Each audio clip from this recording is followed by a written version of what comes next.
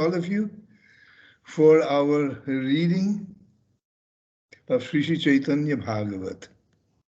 Vandeham Sri Guru Sri Juta Pada Kamalam Sri Guru Vaishnavamscha Sri Rupam Sagrajatam Sagana Raghunathanvitam Tam Sajivam Sadvaitam Savadhutam Parijana Sahitam Krishna Chaitanya Devam Shri Radha Krishna Padan Sahagana Lalita Shri Vishakanitam Om Jnana Timidandasya Jnananjana Shalakaya Chakshurunmilitam Yena Tasmai Shri Gurave Namah Namo Vishnu Padaya Krishna Pristhaya Bhutale Srimate Bhaktivedanta Swami Nitina Namaste Saraswati Deve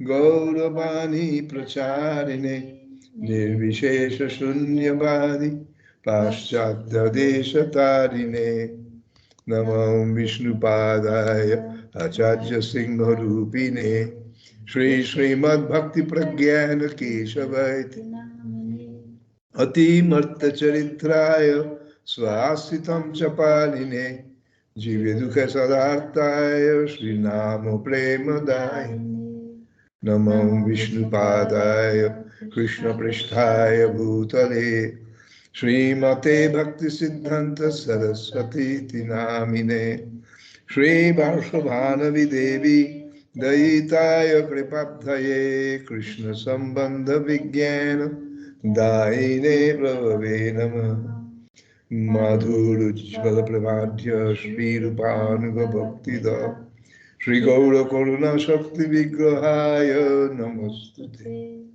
Namaste Gauravani Shri Murtaye Dinatarine Rupanuga Viruddha Apasiddhanta Dvanta Harine Namo Gaura Kishoraya Sakshat Vairagya Vipralambhana Sambodhi Adambujayate Namo Bhakti Vinodaya Satchidananda Namine Gaura Shakti Swarupaya Rupanugavadayate Gaura Vir Bhumestam Niddhishta Sajjana Priya Vaishnav Sarvabhauma Sri Jagannathayate Mancha kalpatarubhyascha kripa sindhubhya cha patitanang pavanebhyo vaishnavebhyo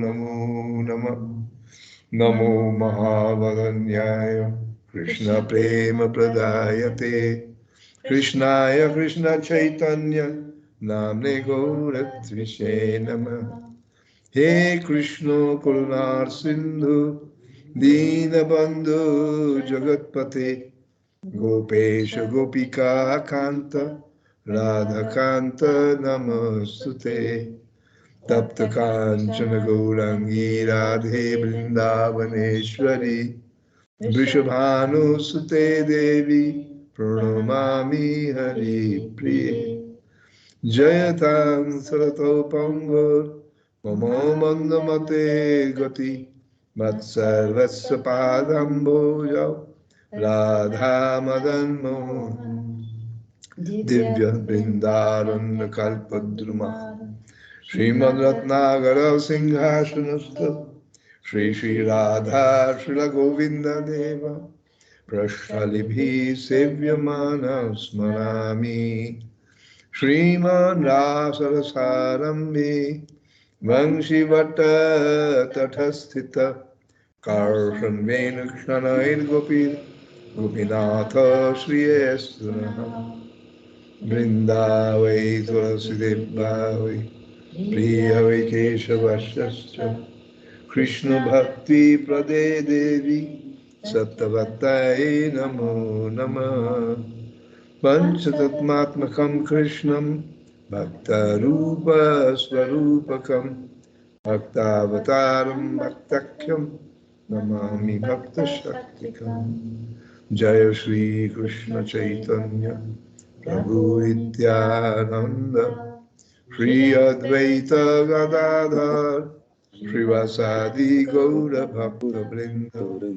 Hare Krishna, Krishna Krishna, Hare Hare, Hare Rama, Hare Rama, Rama Rama, Hare Hare. Jaya Jaya Sri Chaitanya Jaya Nityananda. Jaya Jaya Sri Chaitanya Jaya Nityananda. Jaya Advaita Chandra Jaya Gaur Bhakta Vrinda. Jaya Advaita Chandra Jaya Gaur Bhakta Vrinda. Jaya Jaya Sri Chaitanya Jaya Nityananda. Jaya Jaya Sri Chaitanya Jaya Nityananda.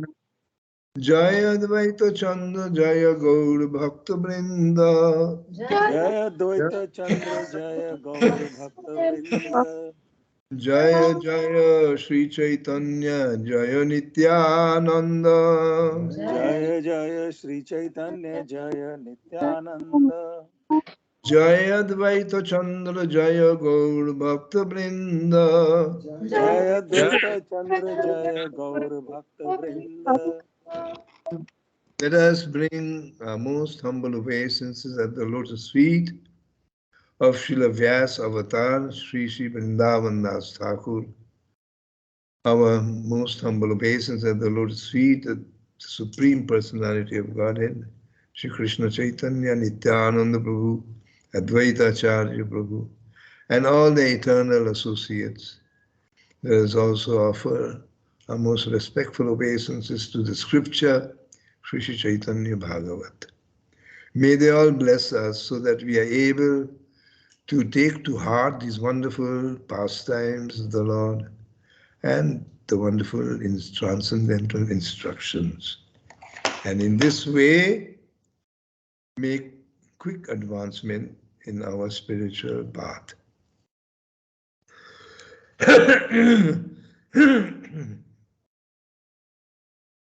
So we are reading from Caitanya Bhagavata-Madhya-khanda, chapter 1. Sri Mahaprabhu starts the Sankirtan movement. Sri Mahaprabhu starts the Sankirtan movement.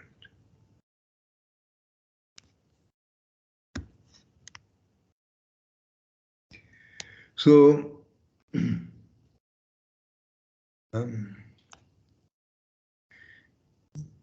Lord Chaitanya, as just to recapitulate, he was explaining the meaning of dhatu. The students had inquired, what is the definition of dhatu, verbal roots? So Chaitanya Mahaprabhu, since his return from Gaya,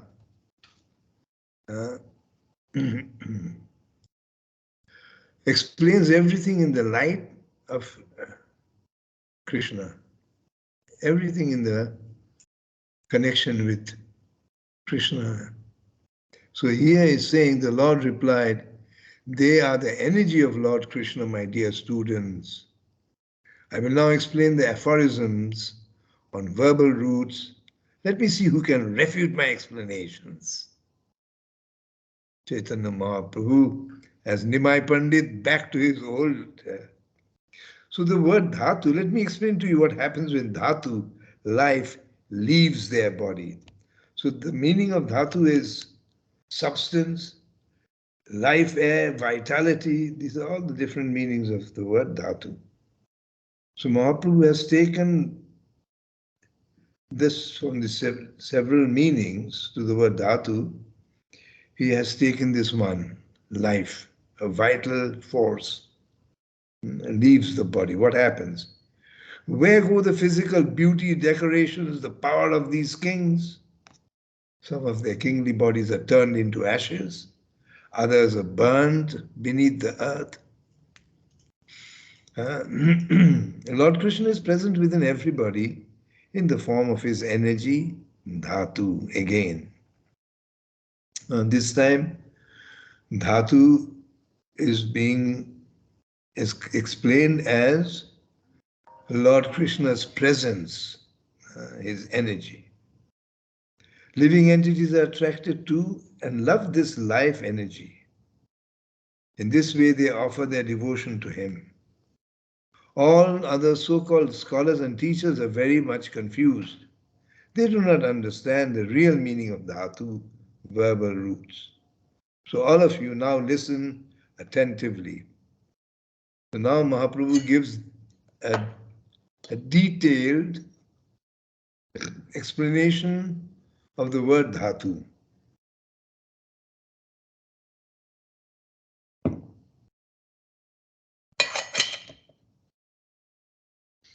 The kingly person who was for so long worshipped and respected becomes contaminated as soon as life leaves him. And if his body is touched, one must take a bath. The son who spent happy hours upon the lap of his father must touch fire to the dead father's mouth and burn his body to ashes. Therefore, the definition of dhatu, essential substance, is the energy of Lord Krishna that is loved by everyone. So, according to the Vedic ritual, when the father dies, his body is burned, but the eldest son of the family must put fire. And the first place where they put the fire is the mouth. Because usually, not always, usually, the life air of the soul leaves the body out of the mouth. It can leave also out of the nose, more normal people. By yogis, it leaves from his Urdhva that is in the top of the head. There is this soft part. It is called Urdhva Randhra. Randhra is a hole. So this hole cannot be seen only at the time of leaving the body. The soul of great yogis who've been practicing a long time, they leave through that Urdhva Randhra. So therefore, yogis and sannyasis' bodies are never burnt. Because they are leaving the body is not in the same usual manner as the common living entities. So they are put to samadhi. They are not buried. There's a difference between being buried and being put to samadhi. And what is the difference? So the difference is that when somebody is buried, he's made to lie down and packed up in a casket. And then he's put under the earth. But by great personalities, sannyasis, they dig a hole which is exactly a certain square, not a big one, not longish. What is the geometrical term for that? Square and what is it? What is this long form? Rectangle. Rectangle. Rectangle. Rectangle and square. Rectangle is not equal on all sides. Rectangle is longish. Two equals, and long side is two equals and the short sides are equals. Yeah. Whereas a square is equal on all sides. So samadhi is cut like that. equal on all sides. And the yogi, or the great personality, is put inside in a sitting posture, as if in meditation. Sitting posture. And then sacks of salt is put around his body. And then the earth is covered. Two reasons they put the salt. One is because the body starts giving out moisture, fluid. So the salt absorbs all the fluid. And secondly also is sometimes wild animals come. But when they smell the salt mixed with they don't start to dig anymore, they go away. So anyhow, the son has to put the fire on the father's mouth. So here Mahaprabhu is bringing this typical material life. That the son who spent happy hours upon the lap of his father must touch fire to the dead father's mouth and burn his body to ashes. Because for the son also, as well as from the father, the attachment to the body is burnt to ashes.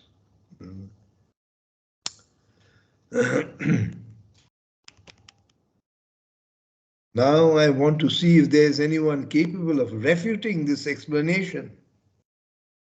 The essential energy of Krishna is pure, transcendental, and worshipable. Thus one should develop unflinching faith and devotion to Lord Krishna. Just chant Krishna's name, worship his lotus feet, and hear only the names of Lord Krishna. Spend all of your time meditating upon the lotus feet of the Lord. Just take shelter of the lotus feet of the son of Nanda Maharaj.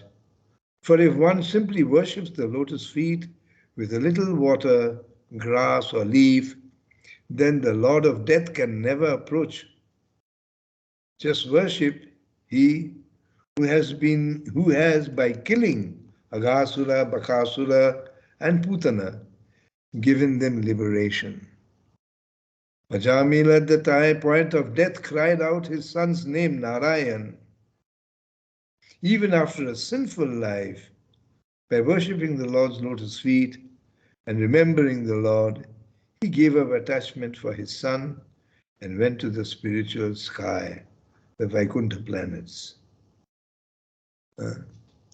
So Chaitanya Mahaprabhu is explaining to his students the actual meaning of dhatu. Dhatu is the meaning of dhatu is the verbal root. In Sanskrit, verbal root is very important because the verbal root forms the foundation for many, many, many words. One verbal root with a certain suffix and with a certain prefix has a completely different meaning, although the verbal root remains the same. And a part of the meaning of the verbal root is always in all the different new meanings, new connotations. So therefore, with this principle, Chaitanya Mahaprabhu was explaining that Krishna is in everything. Therefore, nothing can be explained without Krishna. So, you, my dear young students, spend all your time meditating upon the lotus feet of the Lord. Here the Lord is remembering Prahlad Maharaj. Mm. When all the friends of Prahlad Maharaj came and they saw that Prahlad was not joining them for any play, that he was simply sitting and meditating, chanting. So the friends, who are all the sons of demons, atheists, they have also have this kind of upbringing background. So they said, "Oh, Prahlad, why don't you come and join us? We are young and we are meant to play like that." But Prahlad Maharaj continued. And he was telling the, his friends, Komaram acharit pragyo dharman bhagavan taniya durlabam manusham janma tadapi adruvam arthadam. That, my dear friends, you don't realize that one has to begin spiritual life right from the very beginning. Komarat. Komar is the age between above 5. Komar. So one should begin spiritual life at the age of 5, 6, like that. Why wait to become old? Therefore, Komarat acharit pragog dharman bhagavan taniya durlavam manusham janma tadapi adruvam artadam. You are forgetting the fact that this human life is so rare. And you never, when you're going to die, you never know. So better to do it right now. So he was giving that example. Then again, he gave the example how Krishna, after killing these demons, now killing, what Mahaprabhu is trying to say is that killing is a very aggressive and violent act. So one may consider, one may think that, but the Supreme Lord is so merciful on one hand, how can he be so merciless that he immediately kills? Huh? But what people don't generally understand is that once, now the Krishna doesn't kill all the demons personally. Now why doesn't he do that? For example, he killed Kamsa, but he never killed Jarasandha. And Jarasandha attacked 17 times, and then the 18th time also, Krishna did not kill him, although he defeated him. Why he did not kill? Like that, there are quite a few. Also, the Kaliyavan. Kaliyavan was chasing him. He was a friend of Jarasandha. And he put up a big fight, Kaliyavan. And Krishna went quickly into a cave where Mandhata, a very, very old king, was meditating. So the story is there. I think we might have read it in Krishna book. It's how Krishna got the name Ranchor. Ranchor. How he was running away from battle. Run means battle, and chor, running away. So Kalavana also, he did not kill personally. So why does he make a differentiation? Whom he kills, whom he does not kill. So here we are saying, Mahaprabhu is saying that by killing Aghasur, Bakasur and Putana, he gave them liberation. That is the result of dying in the hands of Krishna. In this Laghu Bhagavatamrita, Sri Rupa Goswami is writing that when demons are killed by other incarnations of Krishna, they don't attain liberation. And they go for many long time in Kaivalya Dham, which is near Kailash, and then again they have to come back.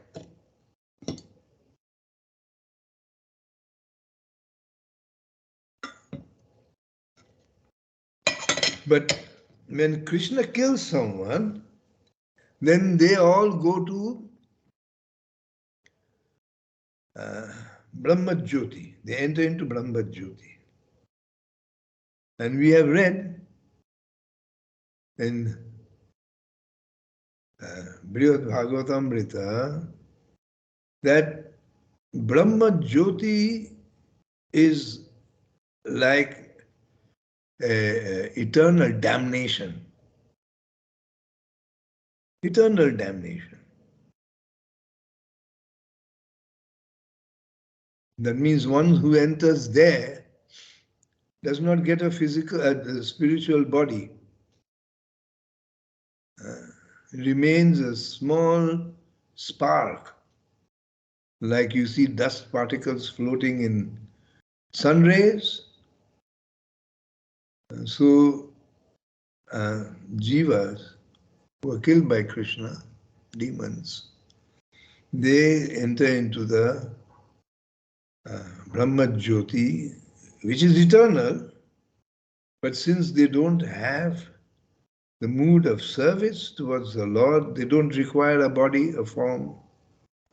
So their spiritual body remains undeveloped in the form of the seed. So that means that when Krishna does not want anyone, Krishna is the Paramatma, he knows which demon will never give up his demoniac mentality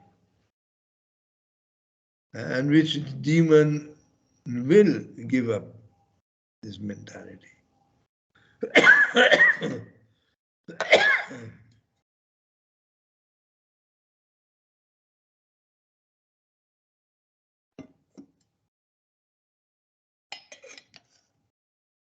So, those who do not give up their demoniac mentality, they are killed by Krishna. And those who have the possibility of giving up this demoniac mentality, atheistic mentality, and become reformed, then Krishna doesn't kill them. He has others killing him. Like Jarasandha was killed by Bhima, and Kala Yovana was killed by Mandata. So they did not get liberation at that time. Of course, the Putana is an exception. Putana was given liberation not in Brahma Jyoti, but a place direct on the periphery of Golok Vrindavan. Krishna was so kind because Krishna is very affectionate to his mother. Very affectionate to his mother. So when Putana came with this motherly attitude, you see, although she had smeared her breast nipples with, but even before she put the nipple into Krishna's mouth, her maternal instincts were so strong that milk was flowing out of those nipples.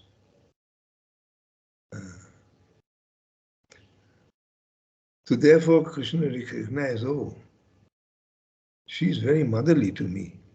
I cannot give her eternal damnation, so to speak, in Brahma Jyoti. So Krishna has so many wet nurses. Wet nurses means the mother milk is finished, and the wet nurse also feeds the baby with her milk. So there's many. Ambika, Kilimbika, these are all Krishna's wet nurse. In fact, we are reading today from Caitanya Bhagavat.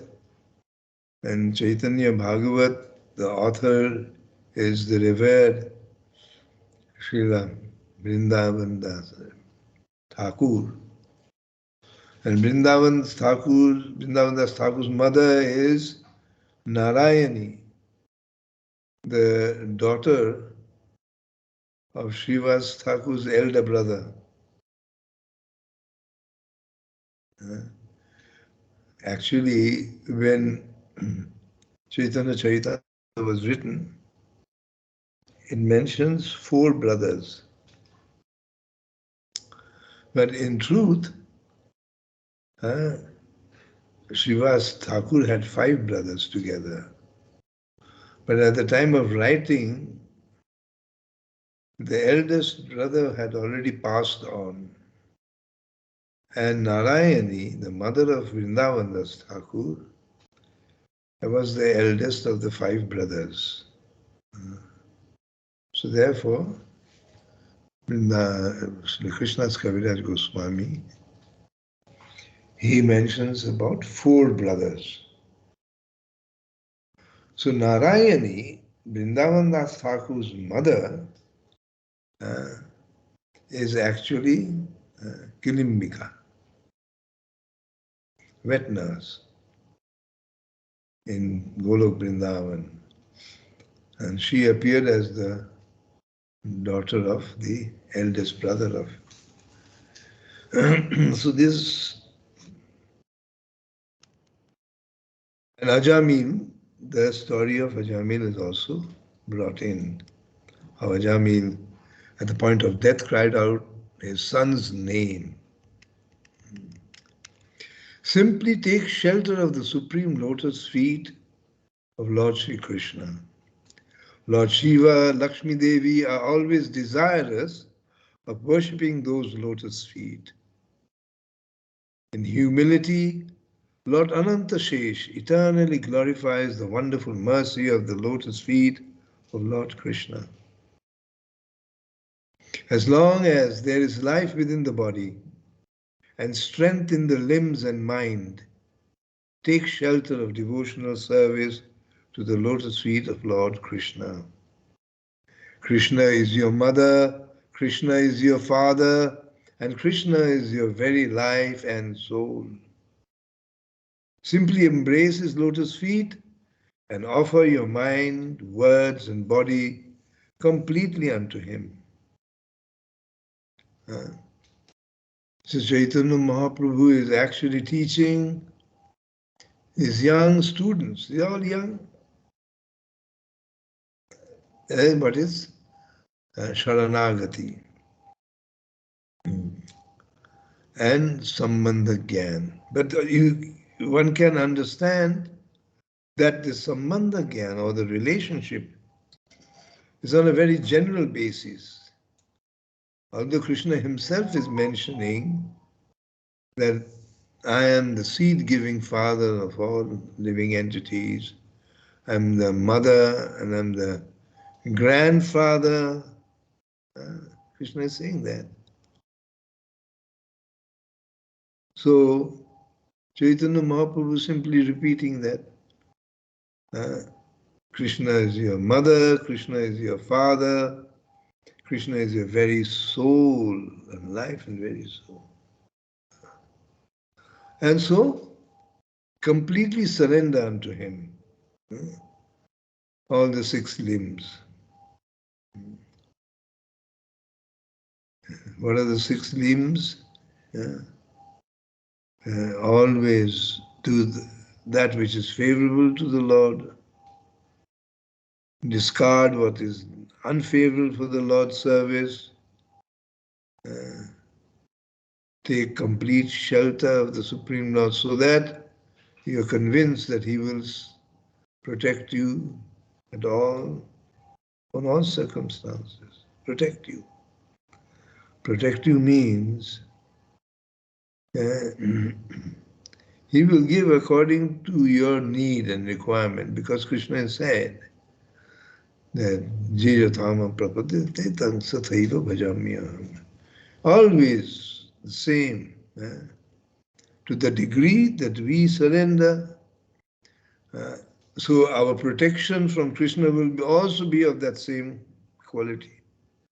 If you are fully surrendered, then Krishna will fully protect you.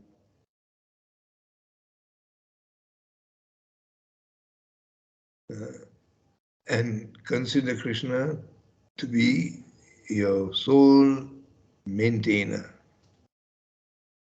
Nobody else maintains. We may think that my father, mother, and all their maintainer. They're not.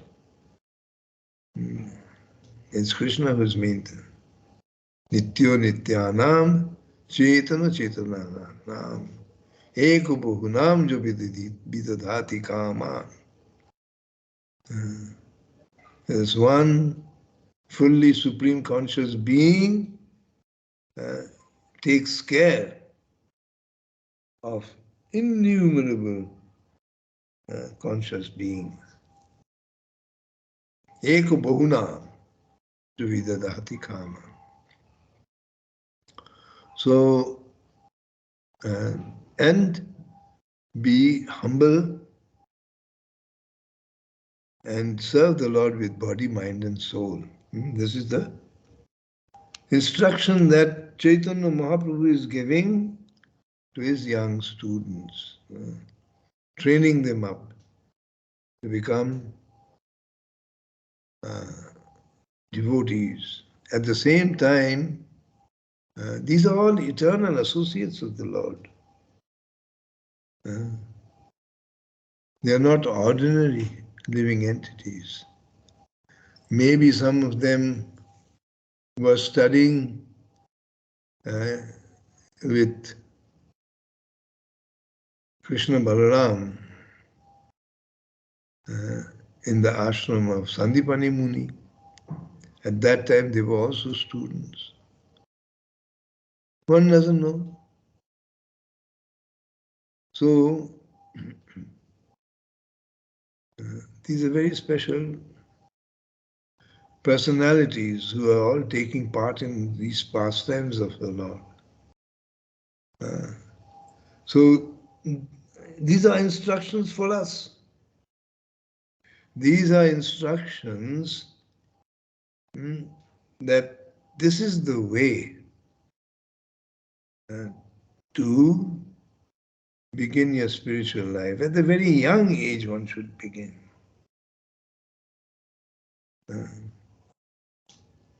Only then, later on, it leaves such an indelible impression in your mind when you're young. And when you're old, you will never forget these impressions that one receives on kirtan and chanting and all these wonderful impressions. They will always be there even at the time of when one becomes old and one is ready to die. These are called sanskars. And Manu, in his Manu Samhita, is saying that sanskars accompany you to your deathbed. The sanskar one receives, the impressions one receives in the early years, which forms your tendencies and your mentality. And that never leaves, even if you, whatever you do, including if you're chanting. And one thinks that all impious results, sinful results are neutralized by chanting. It is a fact. But tendencies and sanskar, they are not sinful reactions. So they don't leave us. But with death, we forget everything. Death means complete forgetfulness. That is the meaning of death. There's nothing else.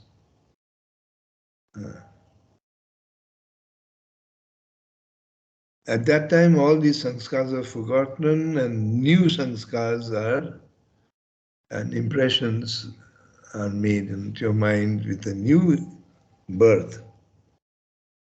So, Mahaprabhu is encouraging us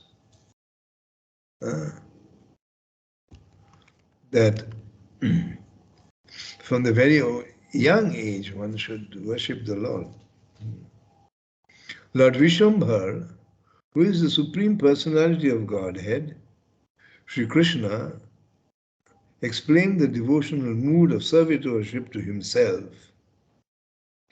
He continued for hours, unaware that it was already past noon. With undivided attention, as if hypnotized, the students listened. No one wished to disturb or make a contradictory remark. One must understand that these students were not ordinary mortals. They were all servants of the Lord Krishna. Otherwise, how could they be personally taught by the Supreme Lord Krishna? After a while, Lord Vishwambhar came out from his trance and looked at everyone's face, feeling a little ashamed and shy. He asked, "How were my explanations upon verbal roots? How were my explanations upon verbal roots?" Feeling a little shy and ashamed, because Mahaprabhu, actually, when a speaker, especially giving us spiritual lecture, should speak for the pleasure of the Lord and not for the pleasure of the audience. So, Lord Vishwambhar was in a trance. He probably had closed his eyes when he was speaking. So he himself hypnotized himself by Harikatha. And the audience, they were listening with undivided attention as if hypnotized. So when Lord Chaitanya finished speaking, after a while Lord Vishwambhar came out from this trance. It was as if he was in trance, speaking like that. And then he said, and looked at everyone's face. Before that, he was not looking. He was completely engrossed.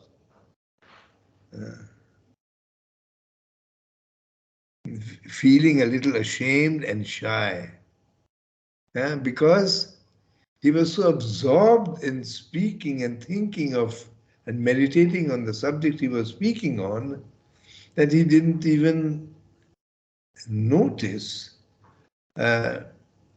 anything around him, his surrounding, who were listening, how were his words, how were his movements, all these things he was completely unaware of.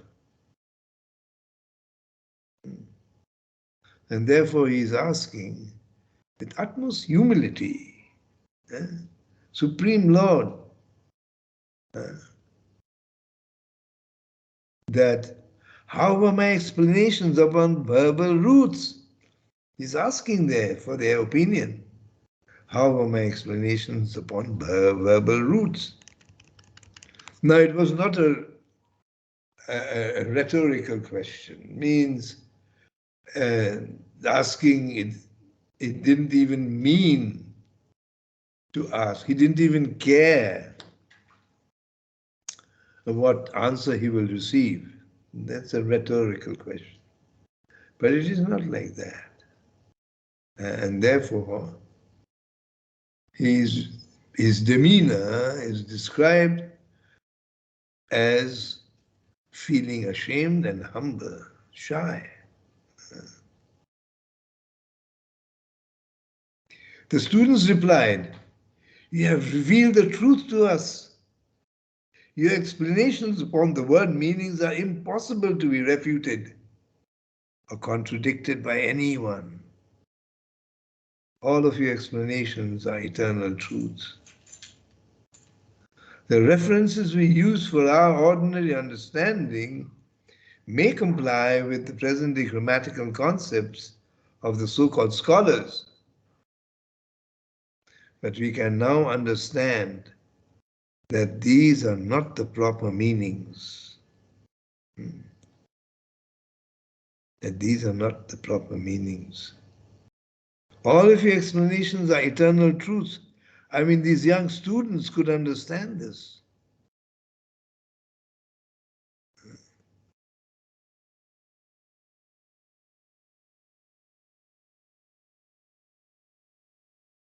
The Lord said, "Can any of you explain how my disorder of life airs is influencing my mind?"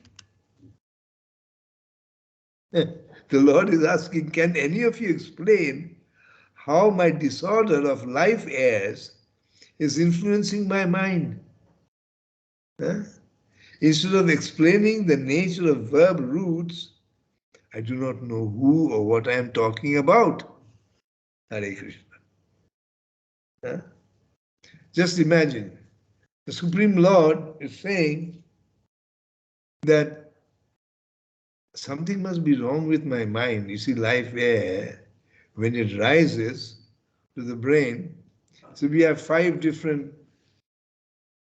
airs, current circulating in our body. Urdhva Vayu means that life current, air current, which is going upwards. There's one life current which revolves and in the on the breast area, heart and breast area, and that's where the life force is, the soul is there. And there are also air currents which are going downwards, adha gati. So when the life air pushes the soul up or creates a pressure on the brain by going up, then people are said to become mad. They're said to become mad. There's, in Bengali, there's this word called batul. Batul. Batul means mad. And it comes from the combination of word bat, which is air, and ula. Ulanghan means it goes upwards. Batul. So Mahaprabhu is asking his students, have I become Batul? Because I do not know who or what I am talking about. Can you tell me? He's asking his students. Anyway, there's a long conversation which follows, beautiful. We'll have to keep it for another day. So, any questions? Hari, Haribol? what is Kaivalya Dham? Kaivalya Dham. Yes. Well, it's a place which is beyond the Brahmalok.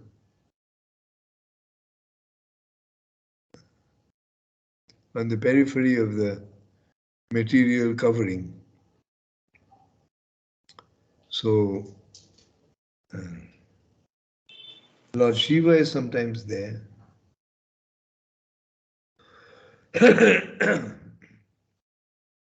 So all those who were killed by incarnations other than Lord Chaitanya, Lord Krishna, they go to Kaivalya Dham, and from that place, there's a long wait there. But since they were killed by the Supreme Lord, they don't immediately go to the hellish planets. So they bide time, and when an incarnation of the Lord appears, then they are also allowed to take birth. From there, they come down from Kaivalya Dham.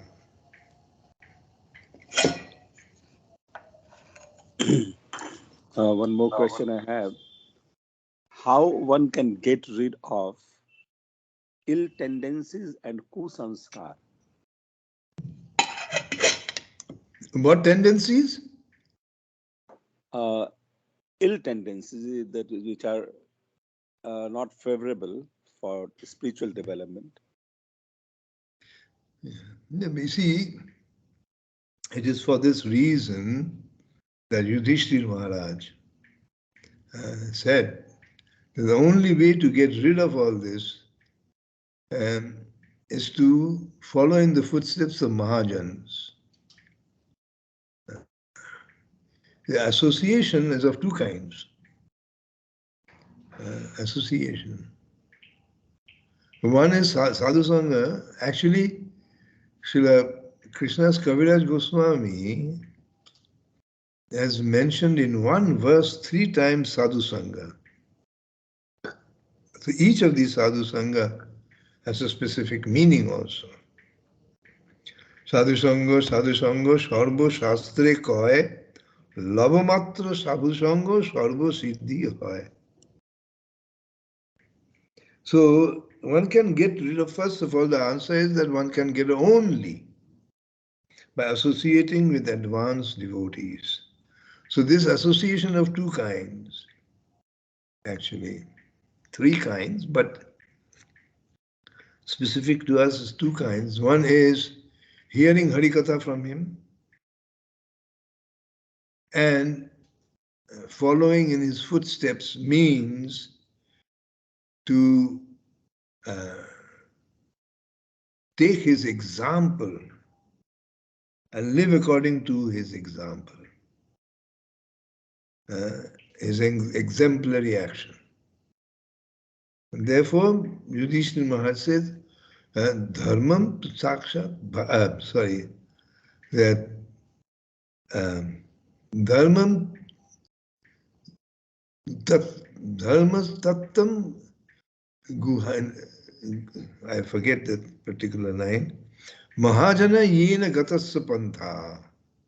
Mahajana yena gatasya pantha means the path they have tread. Now this is a very physical explanation, the path of they have tread. So one is a physical aspect of associating with devotees, and the other is subliminal. That is to hear Harikatha, and in the Harikatha is mixed with their Shraddha, Nishtha, Ruchi, everything is mixed in there. And this entire energy becomes manifest in their words. And the third sadhu sangha mentioned here is if these two possibilities are not there, then simply for 1/11th of a second, lava is in Sanskrit is a measure of time. Pal, lava. Pal is the time it takes to the blink of an eye. Pal. And lava is 1/11th of that.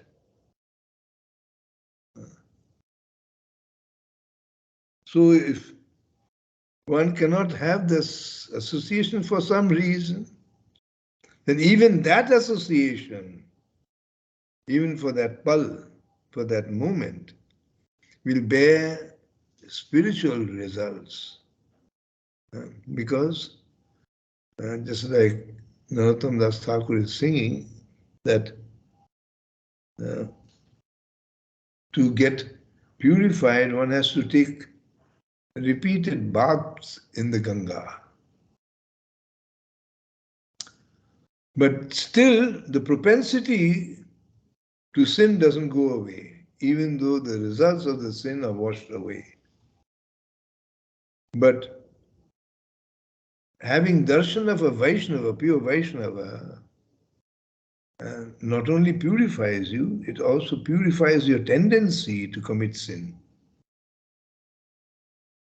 So the last Lavamatra Sadhu Sangha refers to this, that even if one simply sees for a fraction of a moment a sadhu, a real sadhu, then it will bear tremendous spiritual fruits and result. It will give you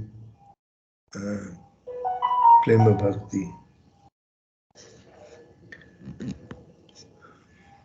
Will this process will take care of kusanskar also? No, kusanskar will go away automatically if you are replacing your kusanskar with shu sanskar, that is by the association of advanced devotees. Because the advanced devotees, although they are completely free, while living in the material world, they're completely free. They're completely liberated. But nevertheless, they always act according to the scriptural injunctions. They never transgress. So therefore, their association and following the example automatically will replace the kusanskars. I read somewhere that Bhaktivinoda Thakur says that the only way one can get rid of kusanskar is by performing menial service to a pure devotee. Well, what is the meaning of association to advanced devotee? Actually, he is specifying menial. When he says menial, it is specifying. That is what I want to know. So you know now, why are you asking? When it says menial, Yes. and when there is association, there is a bit of difference, isn't it? No, there's no difference. You are associating with advanced devotees. The association means advanced devotee. This is also the same thing with Rupa Goswami is saying that also in the Nectar of Instruction. And he also has described who that advanced devotee is.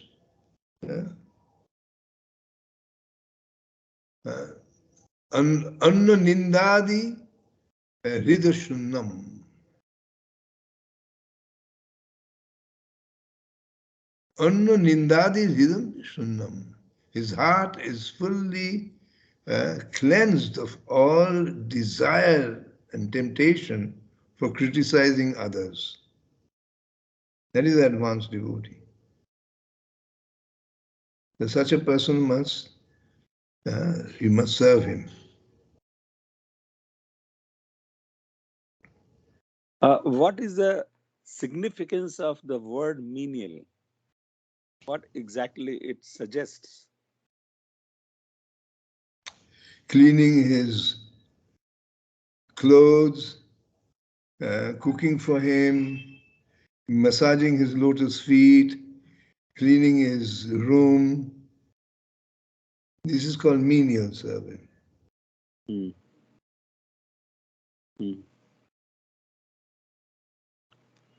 That is personal service.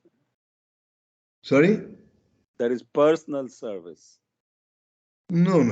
There's personal services as include these, but menial service is exactly on the physical level. Personal can be also on other levels. Menial is menial. Thank you.